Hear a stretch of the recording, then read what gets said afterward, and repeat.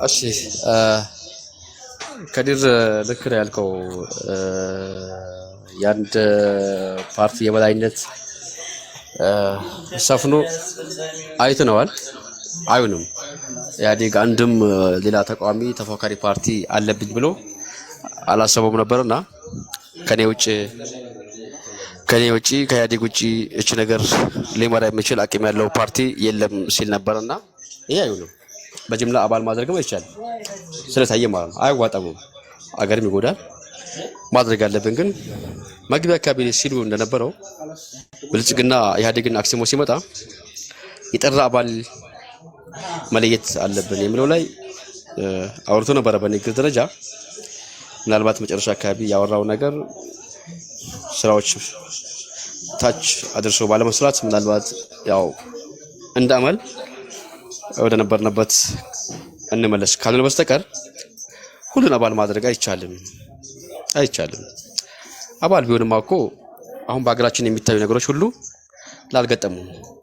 ምክንያቱም ትግራይን ጥቃይ ውስጥ አማራ ክልል አብዛኛው ፓርት ኦሮሚያም በዛው ልክ ሌሎችም ጋር።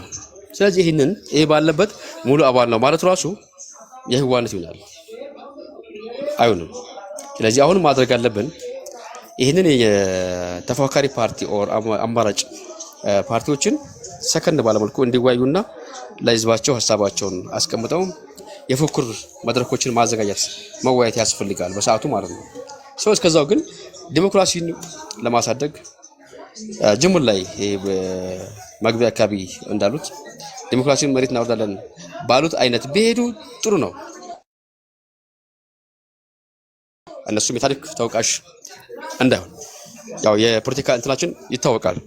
አንዱ አንዱን እየተቸ አንዱ አንዱን እየበላ የመጣበት ነገር አለ። ምናልባት በታሪክ ደርግ መንግስትም ኢህአዴግ በህገ መንግስት ጨመር አስቀምጦ በቅብር አስወስኖ የነበረበት እንትን አለ። ከዛም አልፎ ደግሞ አሁን ዛሬ ብልጽግና ከስሞ ከመጣ በኋላ ኢህአዴግን ምናክል ሰው በላ ሰው አጥፊ ሀገር አጥፊ እያለ እየተቸው ነው። ይሄ ሽግግር መደረጉ ማይቀር ነገር ነው።